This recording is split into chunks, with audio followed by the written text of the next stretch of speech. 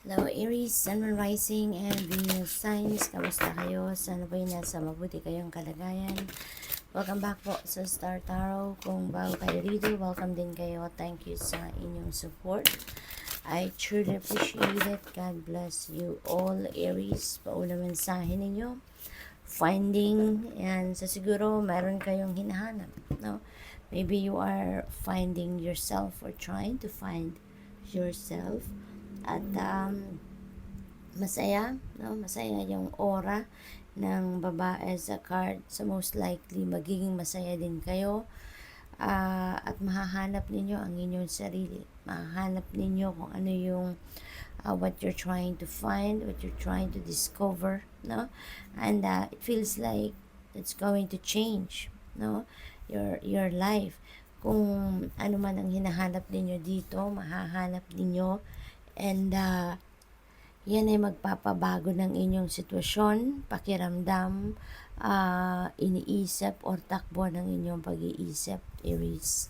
So what else?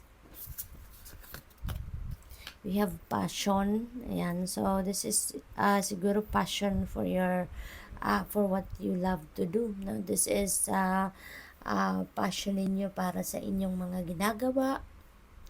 This could be passion sa mga hobbies ninyo, passion sa trabaho, passion sa talents ninyo, sa gifts ninyo, sa skills ninyo, yung mga gano'n, ano, Aries. And maybe may pagkakataon kayo sa ngayon, no, to express kung ano man yung mga bagay na yan, kung ano man yung mga talents or skills na yan. We have well-being. This could be your focus sa ngayon. This could be your priority sa ngayon, ano, na alagaan ang inyong sarili, pangalagaan ang inyong pangangatawan, ang inyong health, yung kalusugan ninyo overall, no? So, maaaring ganun ang ganap dito. What else? We have talent. Ayan, passion, tapos may talent. So, most likely, Aries, ito yung focus ninyo sa ngayon. You're going to put more attention and focus ngayon sa inyong talent. And maybe sa ngayon, baka ngayon maghahanap kayo ng makakatulong sa inyo para mas mag-develop pa ng inyong talent, para mas maging magaling pa kayo sa talento ninyo. Pwede rin na meron kayong mga activities sa ngayon, opportunities to showcase your talents, Aries. Kaya congrats, kasi maaaring yan ngayon yung ninyo, yun ngayon yung priority ninyo, 'di ba? Maaaring merong opportunity na kumakatok or kakatok sa inyo sa ngayon na magbibigay ng pagkakataon sa inyo para magawa ninyo yung mga talento ninyo, no? Ma-express ninyo yung passion ninyo for your talents. So what else? We have inspiration.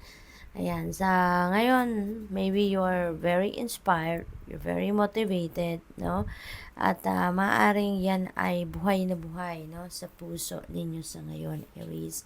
Maaaring kung ano man itong gusto ninyong gawan sa ngayon, maaring meron kayong balak gawin, meron kayong plano, meron kayong mga ideas na gusto ninyong gawan sa ngayon, that could be related sa inyong mga talento, related sa inyong mga passion sa ngayon. Maybe you are super inspired, no, to push through kung ano man ang plans ninyo sa ngayon, which is really good. Kasi maaring in the past, hindi kayo nagkaroon ng pagkakataon na tulad ng ganito, na meron kayong opportunity to showcase your passion, to showcase your talent. Pero ngayon, nakikita ninyo, nare-recognize ninyo yung opportunity na yan. Kaya inspired kayo, motivated kayo, and maaaring determinado kayo na i-take advantage and i-embrace ninyo yan sa ngayon, no? What else for Aries? We have healing. Ang iba sa inyo naman dito, you are on the road to healing, no? Maybe pick up agad dito, this is emotional burden or emotional wounds, emotional baggages, no, Aries, yan ang napipick up ko rito, and that could be something, no, that you are going to, that you're going to heal. Maaaring ngayon, mas maiintindihan nyo na, yung kung ano man na nangyari rito, nasaktan kayo in the past, ngayon siguro, mas may understanding kayo, and, you're able to accept na, no, the situation that what happened already, yung mga ganon. And siguro, ngayon you're ready to forgive, no? Kaya nandoon na kayo sa puntong ready na kayong mag-heal ng mga sugat sa puso ninyo, no?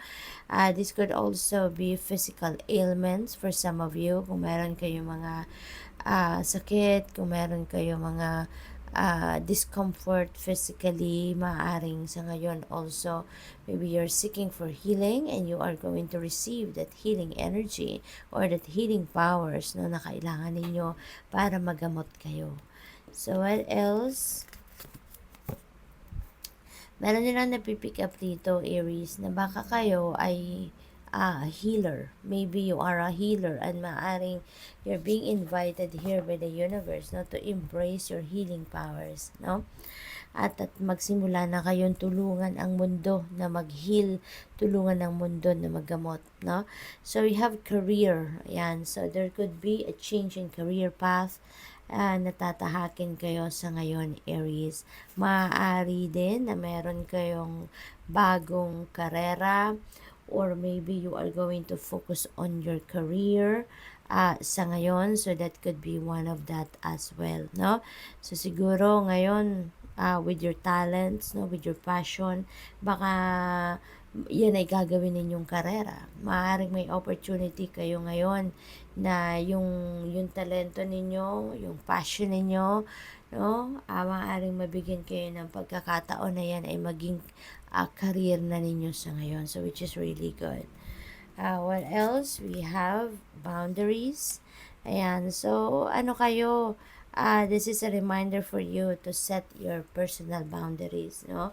Your healthy personal boundaries. Kasi maaaring sa sobrang kabaitan ninyo, sa sobrang compassionate ninyo, baka naaabuso kayo ng ibang tao, and maybe lumalagpas sila, no, sa boundary, lumalagpas sila sa limit, kumbaga.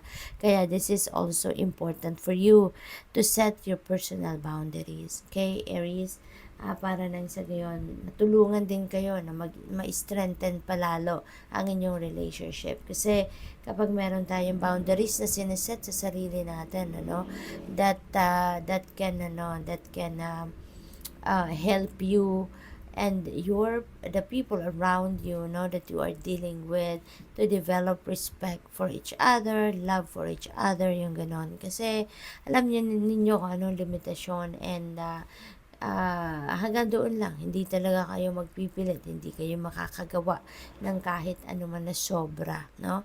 And with that, maganda kasi may respeto kayo, no, sa boundaries at sa limitations na sinet ninyo for yourself. So, good luck. Thank you for watching. Love and light. Namaste.